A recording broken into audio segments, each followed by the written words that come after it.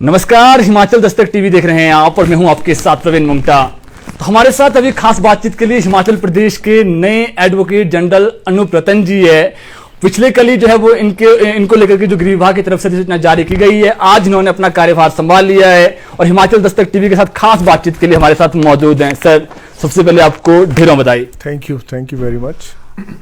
सबसे पहले अपने दर्शकों को हम ये बताना चाहेंगे, अनूप जी कांगड़ा जिला से आते हैं, छोटे से गांव से निकलकर एडवोकेट जनरल तक पहुंचना, इसका पूरे जो जानकारी है वो भी आप तक हम पहुंचाएंगे और अब क्या इनकी चुनौती रहने वाली है और क्या इनका जो है मुख्य टास्क रहेगा वो इन्हीं से हम जानेंगे। सर, कैसा रहा है एडवोकेट जनरल तक पहुंचने का सफर, थोड़ा दर्शकों को बताएं।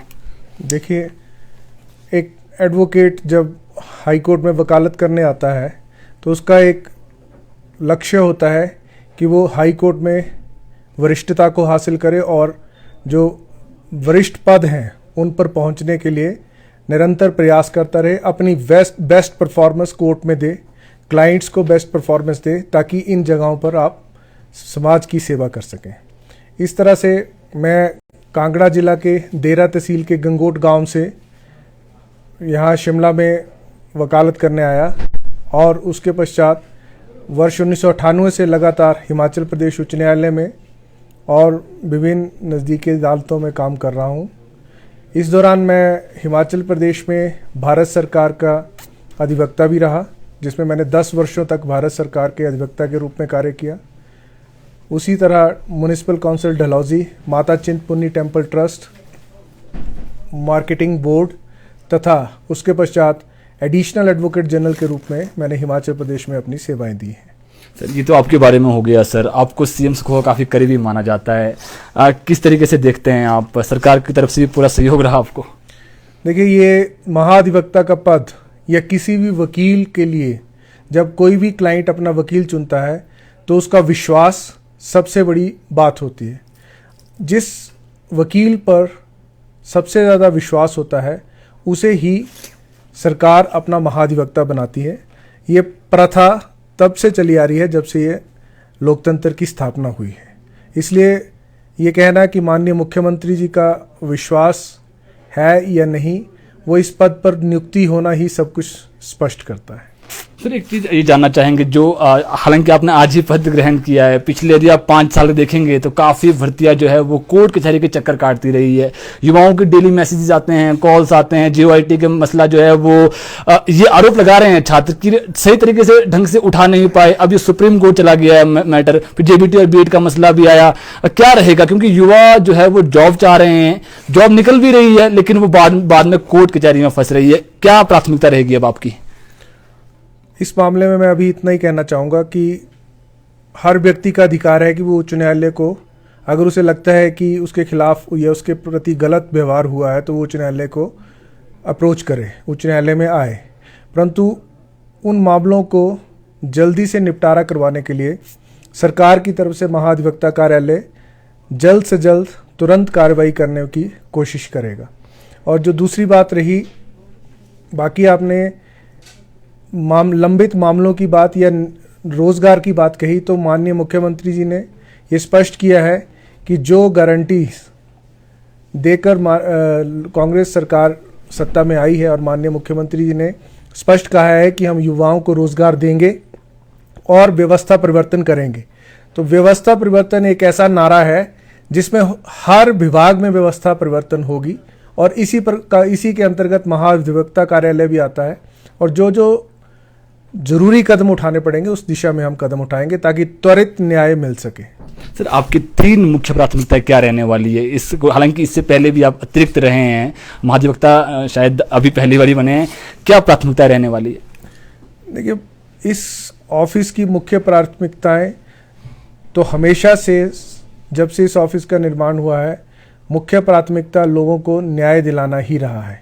क्योंकि ये बहुत स्पष्ट बात है, हिमाचल के नागरिक या भारत के नागरिक ही उच्च न्यायालय में अपनी गुहार लेकर आते हैं, क्योंकि वो प्रदेश सरकार के नागरिक हैं।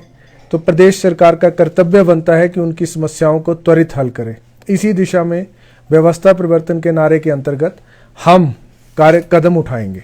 सर, आखिरी सवाल है, आप साधारण परिवार से आते थे और यहाँ तक पहुँचे हैं, लगभग 20-22 साल से ऊपर का कैरियर है आपका वकालत का, क्या मैसेज रहेगा आपका? यूथ के लिए भी और समाज के लिए?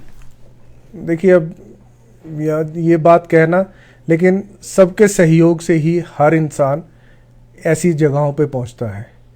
मैंने जब वकालत शुरू की तो हर जिला अदालत में मेरे जो दोस्त मित्र हैं, जो साथी different bar association, Amb, Una, Kullu, Mandi, Kangra, Hamirpur, वहाँ जो हमारे साथी काम कर रहे हैं, उन्होंने मेरा सहयोग किया।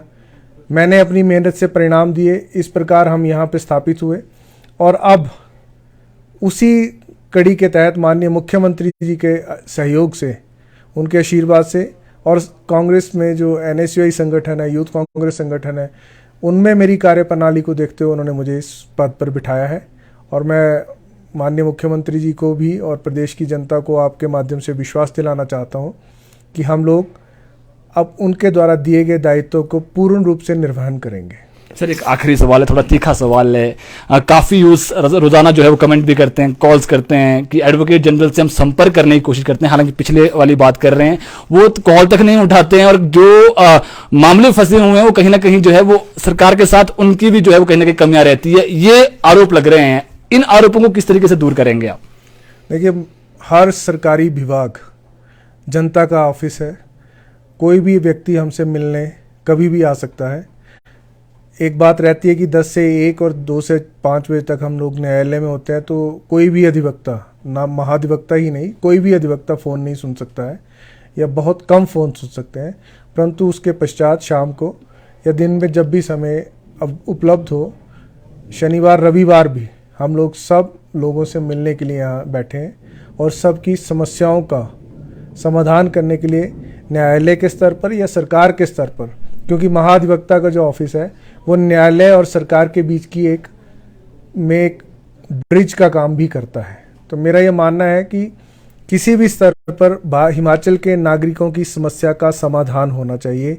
यही व्यवस्था परिवर्तन की ओर हम जाएंगे, ना कि हम लोग जो न्यायालय में वादी आता है उसको अपना प्रतिद्वंदी माने और प्रतिद्वंदी मानकर उसके खिलाफ कार्रवाई करें।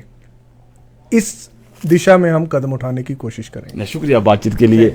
तो ये अनुब्रतन जी हमारे साथ थे, प्रदेश के नए एडवोकेट जनरल है, साधारण परिवार से निकलकर 24 साल के लंबे कैरियर के बाद जो है इस मुकाम तक पहुंचे। और इन्होंने एक बड़ी बात कही, क्योंकि काफी दर्शक जो रोजाना हमारे साथ जुड़ते भी हैं, उनका एक यही सवाल होता है कि कॉल नहीं उठाते, और जो मामले कोर्ट कचहरी में फंसे हुए हैं वो अंतिम जो कह सकते हैं परिणाम तक नहीं पहुंच पाते। इन्होंने एक आश्वासन दिया है कि ऑफिस में जो समय होता है उसके अलावा भी अगर कॉल करेंगे तो जो मामले लंबित है उनको जल्द से जल्द जो है वो निपटाया जाएगा।